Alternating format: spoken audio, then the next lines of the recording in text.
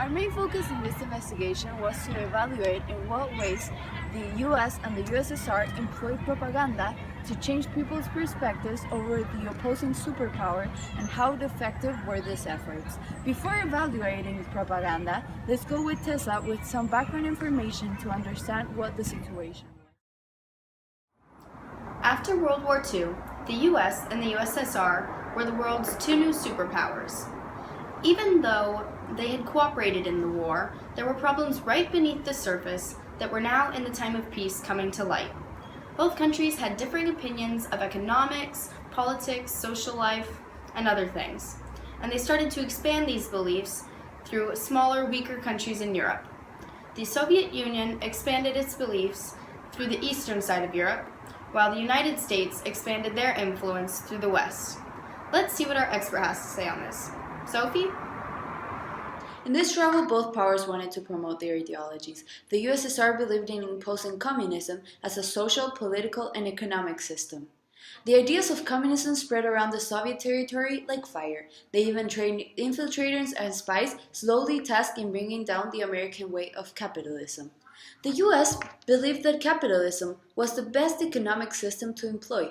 They believed that communism would fail because without competition between the businesses, they believed that the people wouldn't want to work and therefore the economy would later fail. Thanks, Sophie. In this investigation, our goal is to demonstrate how both superpowers somehow fought each other's ideologies via propaganda. There was a big use of the media in order to influence society's mentality and gain support from the public in order to succeed in the war. As well as influencing their own societies, they used propaganda to promote their political system of belief around all other vulnerable nations. Here's Sophie with a little more to say on propaganda back in the time. Okay, so let's start with a quick overview on the subject. What was propaganda back in the time? Propaganda campaigns were at their peaks in 1950 and 1960s, trying to impose political, economic, and social ideological systems. Both capitalism and communism used propaganda as a way to show superiority over the other superpower, whether it could be the US or the USSR, or to show how great living under that kind of government would be like. Neither sides were very blunt. They used more subtle tactics and subliminal messages in the publicity stunts that they pulled. There was a new system of education put into place that modeled the young to believe blindly on what they were being taught, even though the information was slightly skewed in favor of the country doing the instructing. Along with that, propaganda promoted the stereotype of a nuclear era family. People were living in a new world with the emergence of the atomic bomb, and the government stayed on top of the shaping how they adjusted to this new living. Not only did they have the ability to do this in either own countries, but the whole world had been shaken, and the superpowers took advantage of this to reshape other countries. As a consequence of the aforementioned weaknesses, the superpowers also gained military cooperation and a say in other country politics. The Cold War was in many ways a struggle for the hearts and minds of people everywhere. The two countries were basically trying to isolate each other from the rest of the world by influencing people with extensive propaganda efforts. Propaganda changed drastically by this time, from dropping pamphlets on Japan to more strategic things like white noise on the radio.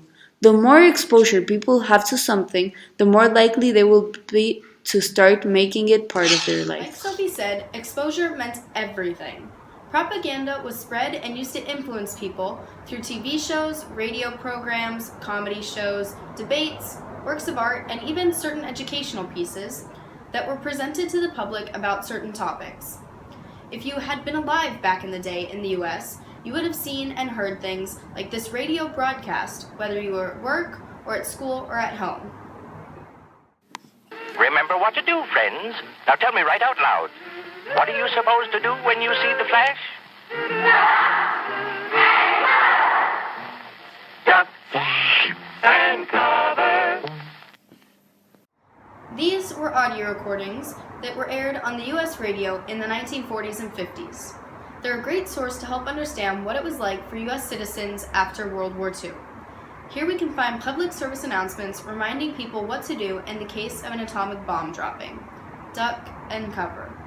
The recording was almost eerie in the sense that it's such a happy tune for such a depressing reality. Could you imagine if you were living back in that time? They played this recording of Duck and Cover in schools all over the country to use as drills so that if the time ever came, the U.S. would hopefully be ready. A similar version was played over the normal radio as well, just to keep people on their toes so that they didn't get lax about the very real threat of a nuclear attack.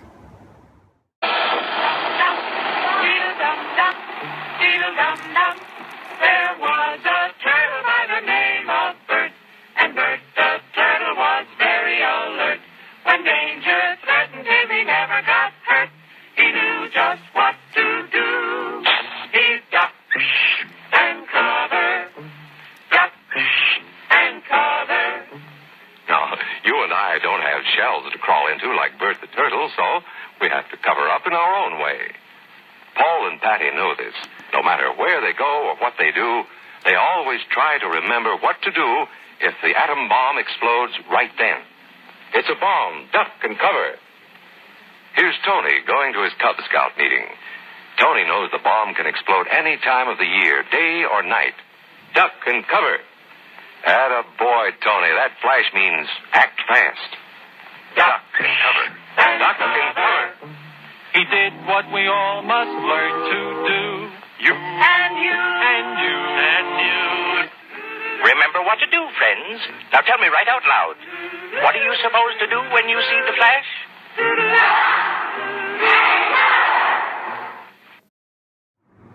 Just like we have an emergency announcement system today, they had one that would play a version of the broadcast you just heard that gave instructions on what if an atomic bomb dropped. Politicians used propaganda as a way to connect and to have more influence on people so that they didn't have to use the military. Propaganda and the media have always had some kind of reach into society's mind, and political campaigns tried to use it as a gate into influencing and having more control over perspectives. In America, propaganda was used to impose a capitalistic ideology.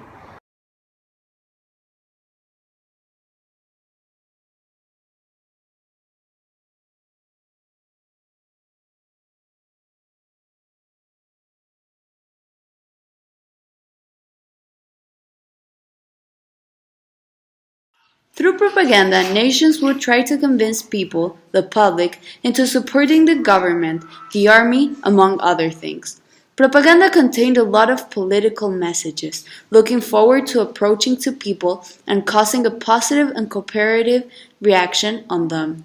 Propaganda was through the public medias, such as radio, television, and other things. Each media had to please the spectators, the public. They had to know what the people would want to watch or listen. Politicians wanted to teach and educate their young generations to create a mentality that would suit the ideology and the political system that they tried to impose. Therefore, schools would promote these political beliefs. As a little boy, I obviously knew the US was the best country in the world, and the USSR represented the opposite of that. This shows how they would educate the young into believing something that they didn't even have knowledge on. Youngsters today need television for their morale as much as they need fresh air and sunshine for their health. In this quote from someone back in the time, we can see what the mentality of people was with media's intervention. As time passed, media would gain more and more power since it had a lot of government and social support. A big percentage of Americans would spend 6 hours a day on media and television. A children's psychologist said that they grow up with completely distorted sense of what is right and wrong in human behavior, and it is all caused by propaganda and media. Propaganda led to a huge psychological war going on. The newspapers had a lot of fame since people would demand for more of them, but television was still the most popular media since it entertained the public and the people, and it was the most appealed transmission on propaganda. We can now answer our original question of how propaganda was used in the war and whether it was effective or not. In summary, we see that the two superpowers had the ability to reach and influence the entire world in a major time of change. Propaganda and publicity efforts were not wasted.